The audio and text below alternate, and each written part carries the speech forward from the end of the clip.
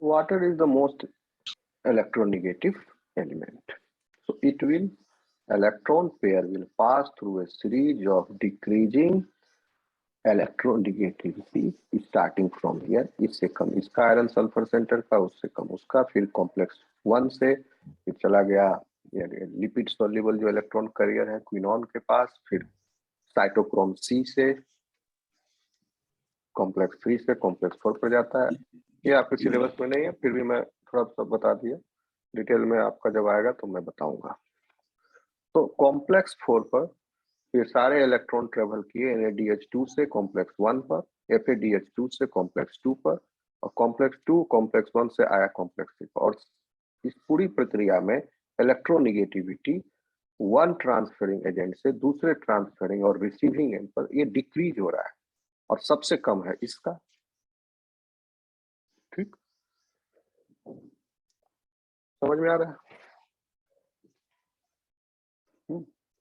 Electronegativity is highest in this. So as the electronegativity increases, it is going to receive those electron pairs, or finally it will be given to oxygen. Then it will become superoxide anion, and this superoxide anion will bind with protons to give rise to H2O. This will happen at complex 4. और complex 5 पर ये जितना proton pump किया, हर बार जो electron transfer होता है, then it pumps 4 protons from the mitochondrial matrix to this space, which is enclosed by outer mitochondrial membrane and inner mitochondrial membrane. तो एक प्रोटॉन का पूल यहाँ बन गया because of the active pumping of these complexes as the free electron passes through it, free electron pair. और complex 5 इसी pool को use करके प्रोटॉन को बाहर के स्पेस से मैट्रिक्स में दोबारा भेज देता है। तो यहाँ ज्यादा है, यहाँ कम है, इसको भेज रहा है, इसमें एनर्जी रिलीज हो रहा है, and in this process on the inner mitochondrial matrix ATP is produced. जैसे ही पंप पास होता है, एक मोटर की तरह, यहाँ पर समझ लो क्लच की तरह, ये घूम जाता है, it rotates. फिर 4 इलेक्ट्रॉन पास किया, it will rotate and it will result into the after during each rotation ADP will be joined with inorganic phosphate and it will give rise to ATP. So like this ATP production takes place. So for the ATP production, during the ATP production, what you are seeing is there is production of water molecules, 4 molecules of water. Okay. So this, so like this mitochondria में water produce हो रहा है because of the aerobic respiration. इसको आप direct ऐसे भी लिख सकते हो, छोटा करके, water is produced during aerobic respiration in mitochondrial matrix. इसलिए गेहूं में रहने वाला सुंडा और ये दाल में रहने वाले ये सब जो कीड़े हैं, ये सालों तक बिना पानी के रह जाते हैं। तो आप इमेज आपको चमत्कार लगता होगा, लेकिन उनका भी वाटर का डिमांड है, and that water demand is fulfilled by this process, water produced during aerobic respiration in mitochondrial matrix. This is a significant amount of water which is being produced in the mitochondrial matrix. आप देखिए सुंडा का बाहर का वजन पूरा एकदम chitinous है, उसमें केराटिन नहीं है, काइटिन है। ठीक, उसके अपेंडेजेस भी काइटिनस है। So it has completely prevented the entry and exit of water by this mechanism from the body by evaporation. Okay, और excretory system में भी modification हो गया, so it will release a highly concentrated form of urine, and it is meeting their water demand by this water produced during this process. Why water is necessary? क्यों water necessary? क्योंकि ये evaporation हो रहा है, वहां से water को loss रोकना है. वाटर कहाँ कंज्यूम हो रहा है? मेटाबॉलिक पाथवेज में. बहुत सारे मेटाबॉलिक पाथवे, 2000-3000 मेटाबॉलिक पाथवे चल रहा है किसी भी पर्टिकुलर सेल के अंदर. इतने सारे केमिकल रिएक्शंस हो रहे हैं. उन सारे केमिकल रिएक्शंस में water is utilize also and water is release. कुछ कुछ केमिकल रिएक्शन में आप देखोगे हाइड्रेशन हो रहा है, कुछ केमिकल रिएक्शन में हाइड्रोलाइसिस हो रहा है. वाटर निकल भी रहे हैं, प्रोड्यूस भी हो रहा है, किसी में वाटर लग भी रहा है, खर्च भी हो रहा है. तो नेट टोटल जो है, we need water to maintain all this metabolic processes, and we need water for these surfaces so that these functions is not hampered, and water will be also lost by the evaporation. So to compensate that, we need water. आ रहा समझ में?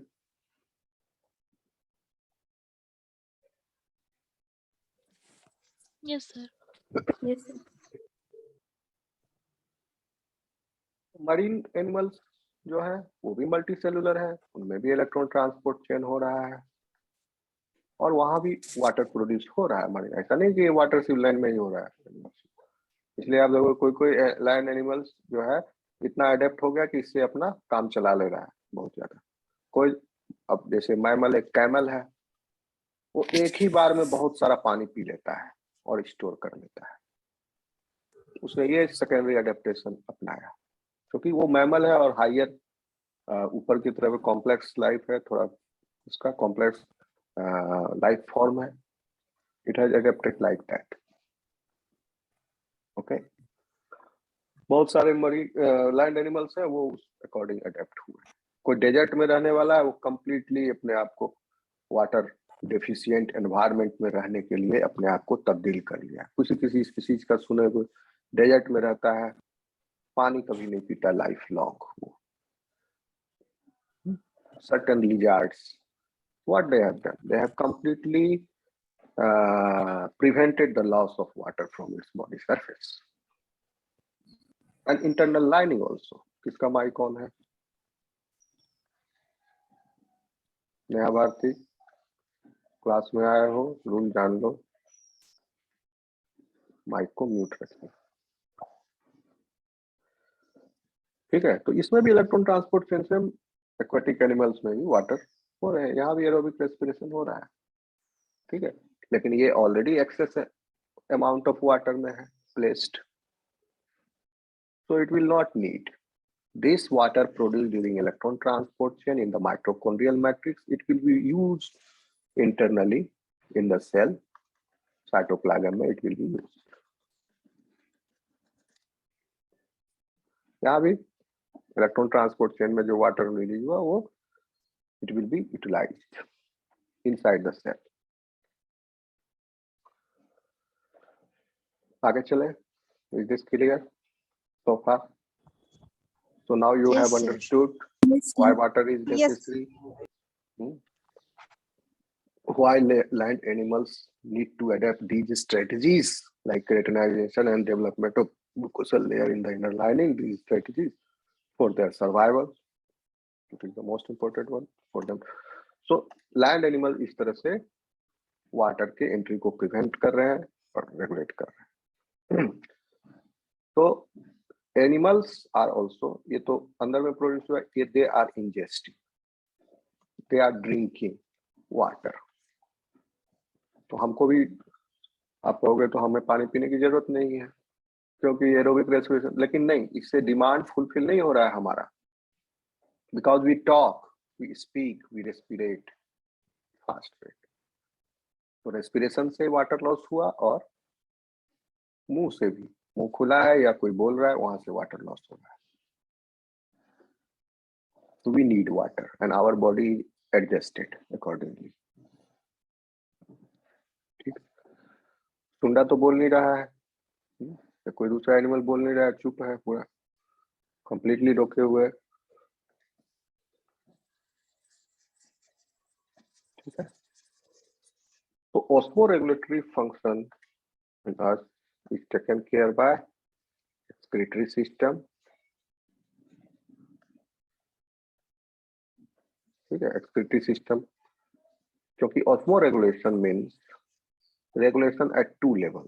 First is salt and the second is water, यानी ionic regulation and volume regulation,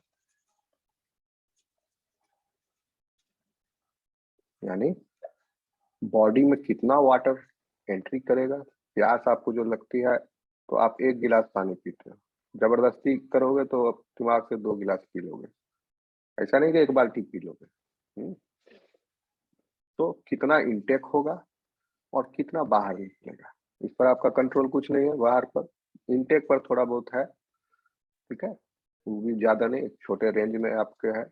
प्यास लगा 1 गिलास 4 गिलास, जबरदस्ती 5 गिलास पी लोगे, 10 गिलास नहीं ना पी पाओगे. तो इस पर थोड़ा कंट्रोल है, इस पर कोई कंट्रोल नहीं है हमको, क्योंकि व्हाई दिस इज रिक्वायर्ड. आपको पानी फिर क्यों निकाले हम बॉडी से बाहर, लैंड एनिमल पानी क्यों निकालेगा बॉडी से बाहर, ऑलरेडी उसको पानी की कमी है, वो पानी बाहर से लेगा, तो फिर वाटर क्यों ये यूरिन में निकालेगा. वाटर को तो बचाना चाहिए कंप्लीटली. तो ऐसी बात है, ये बहुत सारे आयाम हैं इसके, सिर्फ इसी बात पर आपको नहीं सोचना होगा, एक दूसरी तरफ नाइट्रोजन बैलेंस भी मेंटेन करना है. प्लांट में नाइट्रोजन बैलेंस का कोई प्रॉब्लम नहीं. हमारे बॉडी में नाइट्रोजन को बैलेंस करने के लिए, या इन एनिमल्स नाइट्रोजन को बैलेंस करने के लिए देयर आर 3 मैकेनिज्म्स. एक वो क्यों नाइट्रोजन बैलेंस करने की जरूरत है, because we are taking in the food large amount of proteins, and all these proteins are made up of amino acids. Amino acids have amine group in them, and amine group is basically nitrogen is ammonia group, NH2. So this amine group is there in all the amino acids. Amphoteric in nature, तो एक कम से कम एक अमीन group है, कुछ amino acid जिसका are group में extra अमीन group भी है वो भी. और अमाइनो एसिड्स जो है उससे एनर्जी भी एक्सट्रैक्ट किया जा सकता है ग्लूकोनियोजेनेसिस पाथवे में. एंड आपके एक अमाइनो एसिड से दूसरा अमाइनो एसिड बन सकता है. Okay, like this it happens by the process of deamination. So because of the deamination, this ammonia is there in the blood, and ammonia is toxic for animals, all animals. So animals cannot withstand the presence of ammonia in their blood. A high ammonia in blood will lead to destruction of nervous system. तो जब aquatic life में था तो क्या हुआ, डीअमीनेशन से ammonia produce हुआ blood में, and continuously excretion function is going. As soon as ammonia is formed, it will be excreted out. Christy, you have created noise. As soon as ammonia is formed, इसको बाहर का रास्ता दिखा दिया जाएगा in faeces, क्योंकि aquatic environment में बाहर तुरंत रिलीज हो गया, ammonia will diffuse away. Land animals में अगर अमोनिया इसमें भी प्रोड्यूस हो रहा है, but this ammonia is converted, many ammonia molecules join and this is converted into urea or uric acid. This is the more concentrated form, this is the less concentrated form.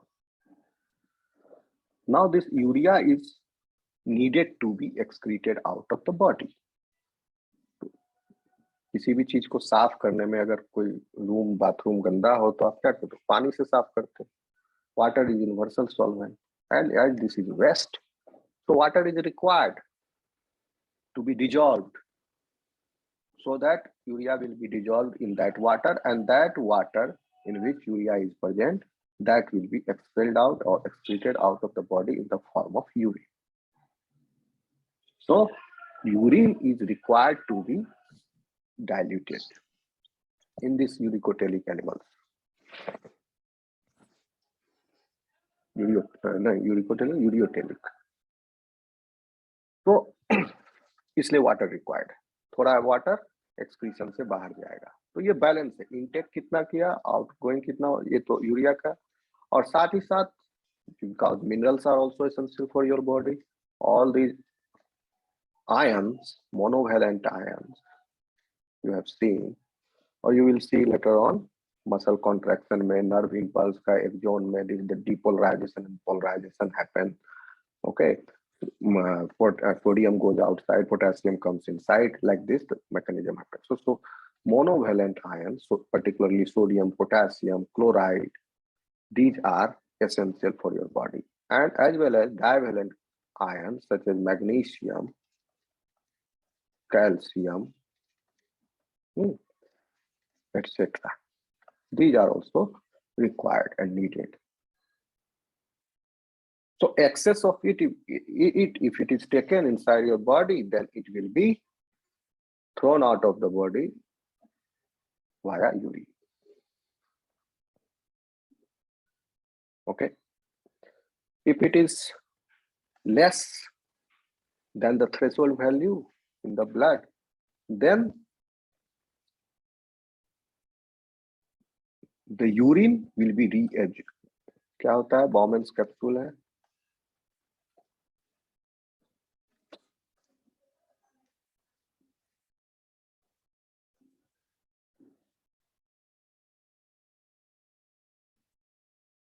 Proximal convoluted tubule and distal convoluted tubule here. This is Henle's loop. PCT, DCT. yes, समझ लो है.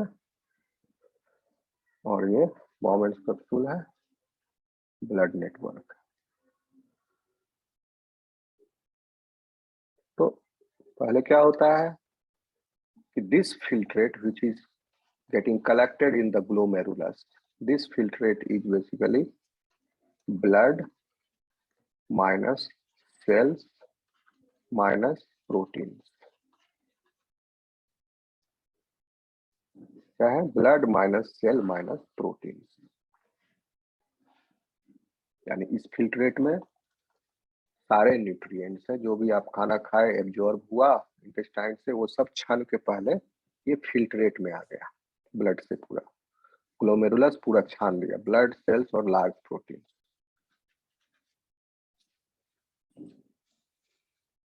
या protein ही लिखो सीधा, large protein. Now this सब इस filtrate में glucose भी है, सोडियम भी है, कैल्शियम, पोटेशियम, मैग्नीशियम, सब nutrients. And this filtrate will go in the proximal tubule, and depending upon the condition of the body, it will be reabsorbed. Okay, suppose अगर high sugar है patient को, then it will be absorbed. Suppose करो patient को 400 sugar है, पूरा 400 छन के आया, और किडनी का थ्रेशोल्ड वैल्यू है शुगर का रीअब्जॉर्प्शन का 180 मिलीग्राम पर डेसीलीटर. ठीक है, कहने का मतलब हुआ अगर ब्लड में 180 लेवल है तो शुगर विल बी. फिर से नहीं सुन रहे हो Srishti, I will remove you from the class. This is the last warning. Why you are unmuting yourself again and again? कुछ बोलना है, अभी बोल भी नहीं रही हो तुम. हेलो सृष्टि. Yes sir. कुछ बोलती क्यों नहीं? और जब वो माइक खोल के चुपचाप बैठी रहती हो, हल्ला होता है, यहाँ नॉइज होता है मेरी तरफ. Warning to you, last warning to you Anjali. Next time I will remove. वो पूछते हैं क्यों कर रहे हो, तो चुप बैठी हुई है.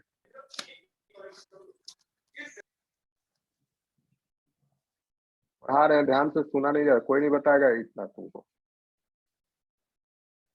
50 किताब जाके पढ़ोगे तब समझ में आएगा, सुनो सब बढ़िया।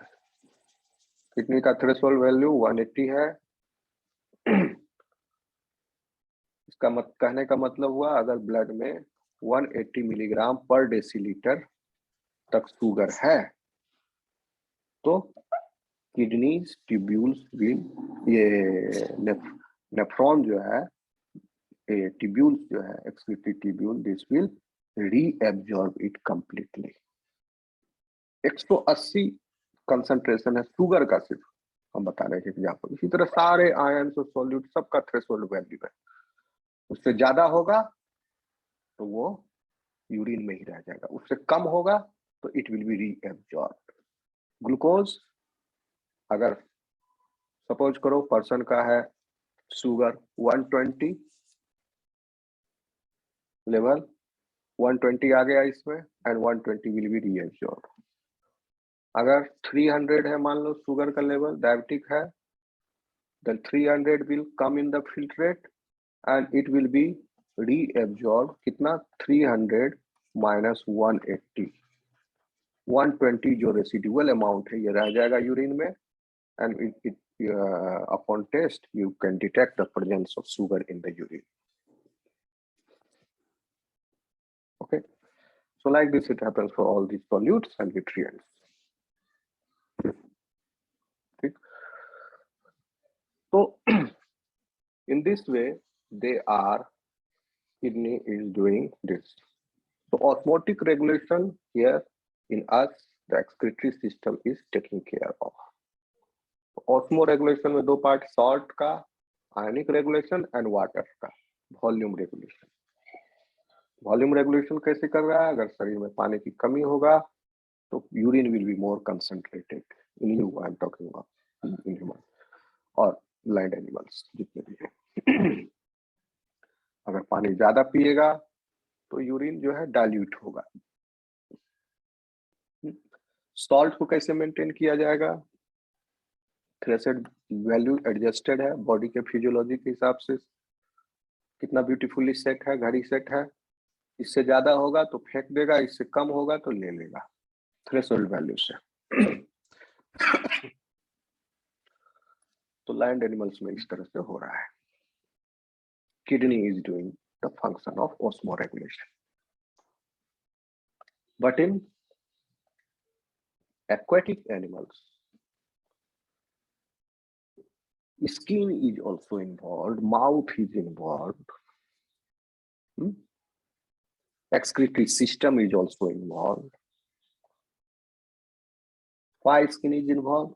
Because via skin is not keratinized, water can take the entry into the body. Okay, इसको मिटा दे।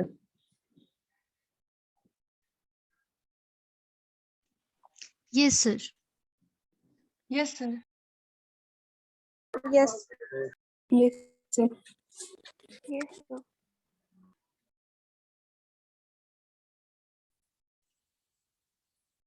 Osmoregulation in mammals is completely taken care by excretory system. सारे एनिमल्स और बर्ड्स में भी excretory system is taking care of osmoregulation. But in marine animals, osmoregulation is done by very different, in a different and primitive way, and it depends upon condition to condition, because aquatic life is basically of two types, fresh water and sea water. जब हम fresh water बोलेंगे, that means ionic concentration or osmotic concentration is around 3 लेके चलेंगे value, and C water बोलेंगे, पिछला lecture में मैंने 300 बोल दिया था, you will correct it, and sea water we will take this value, मैंने 1100 बोला था, it is around 1000 osmotic pressure. Okay, so know that this group of animals like Nathans, these lamprey and hagfishes, were traditionally grouped as cyclostomes, यानी round mouth के animals हैं। भले ही इनमें कितना ही ज्यादा डिफरेंस हो, अभी हम लिख लेते हैं hagfish एंड lamprey।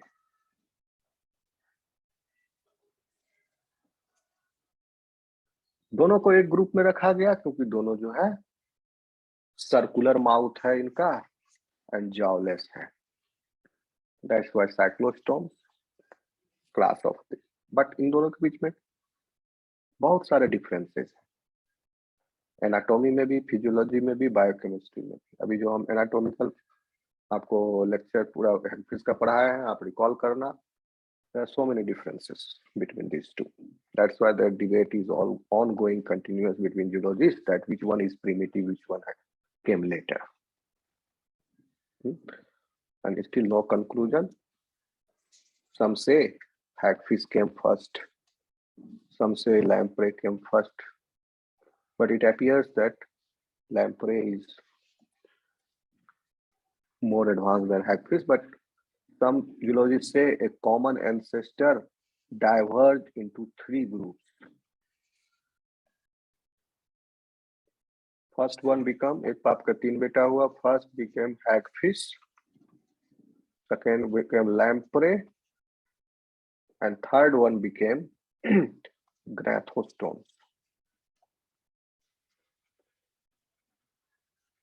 यानी jaw bearing vertebrates, vertebrata। So hagfish are the first true vertebrates, they are called। ठीक,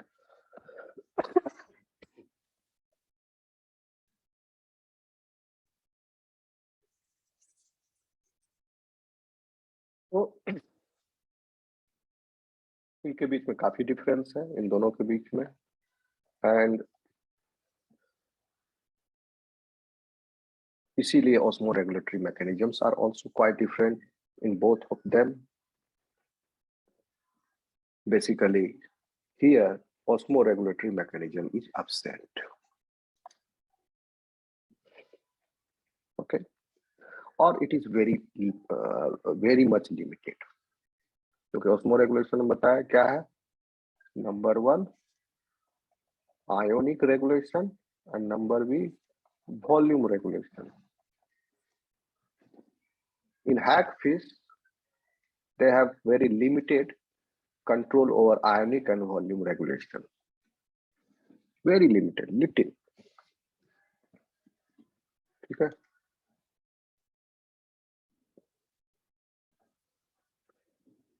समझ में आ रहा है student? Yes, sir. Yes, sir. Yes, sir. Yes, sir. Okay, in lamprey we see ionic and volume regulation is well developed in lamprey. Here very much limited,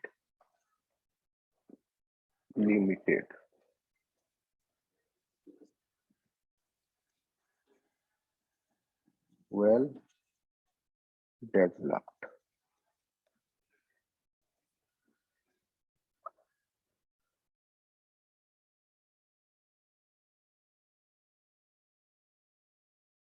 अब देखिए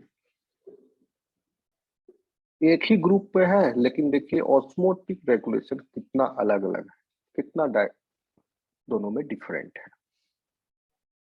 इसीलिए zoologist के बीच में डिबेट है कि whether to put them in one group और not. तो ये इवोल्यूशनरी है, अभी तक हम लोग को बहुत हिस्ट्री है। We only know little about it because 500 to 400 million years ago there was a great radiation of vertebrates।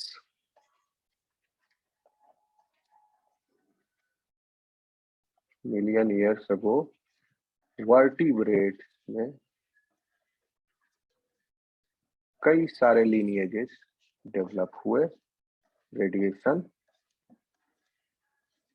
बहुत सारे म्यूटेशंस, एडेप्टेशंस हैपन, और जो लिनिएज फिट हुआ सर्वाइवल ऑफ फिटेस्ट अपने एक्सटीरियर एनवायरनमेंट और जो क्लाइमेट है उसके accordingly, that lineage became successful. Others went obliterated. They got extinct.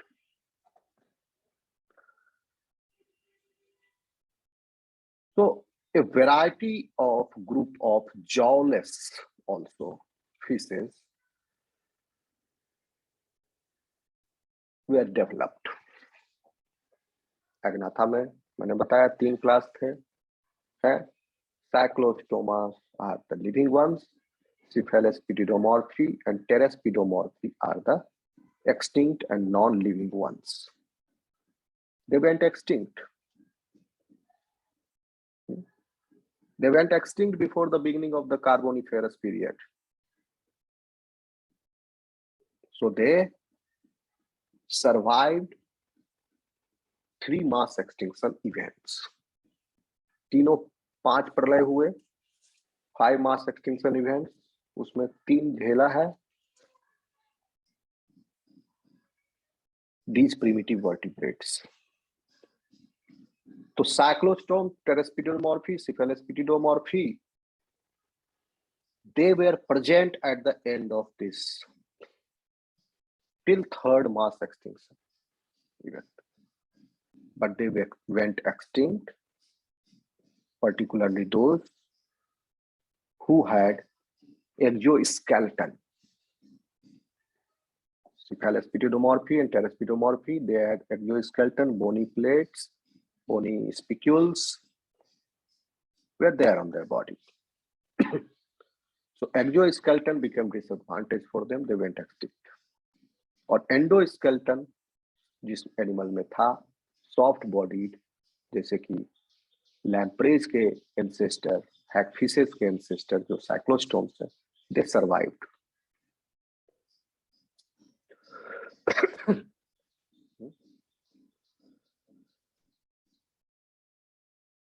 और कार्बोनिफेरस के बिगिनिंग में ही एक्सटिंक्ट हो गए.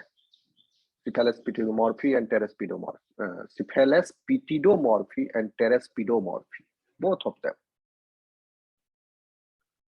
तो बच गए कितने? 3 line after Carboniferous period. Other lines went extinct. Radially बहुत सारे हुए, म्यूटेशन, एडेप्टेशन, जो सूट नहीं हुआ, सर्वाइव नहीं हुआ, मास एक्सटिंक्शन भी हुआ, वाइप आउट हो गया. 3 लाइन बचा, यही 3 लाइन बचे. हैगफिश, लैम्प्रे, ये दोनों एग्नाथन हो गया, और तीसरा लाइन ग्नैथोस्टोम्स.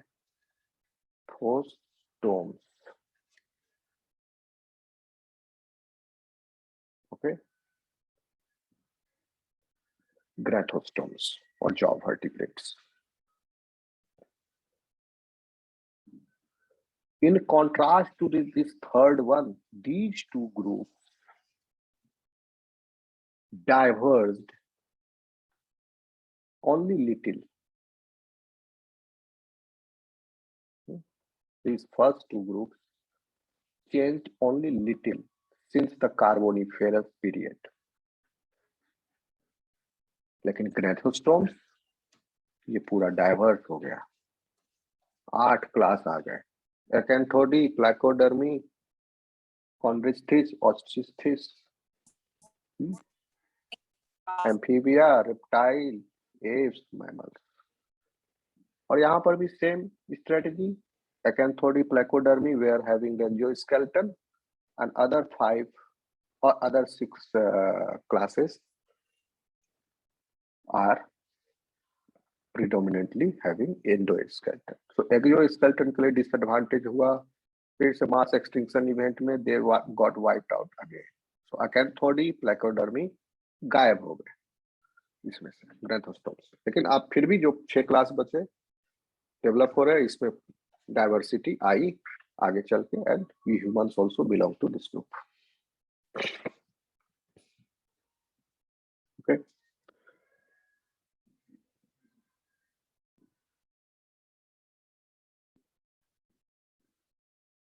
समझ में आ रहा है student? Yes, sir. Yes, sir. Yes. Yes, sir. Yes, sir. हालांकि हैग फिश के कुछ ही स्पीसीज सरवाइव हुए after this Carboniferous devastation. Before Carboniferous devastation and after Carboniferous devastation. After Carboniferous devastation, I'm not sure. Fourth one is Permian. एक बार check कर लेना, मैं भूल रहा हूँ. Permian है. And the fifth one जो अभी लेटेस्ट जिसमें डायनासोर उड़ गया, वो क्या थे आपके? क्रिटेशियस. Cretaceous mass extinction. ये परमिनियन वाला चौथा और ये क्रिटेशियस.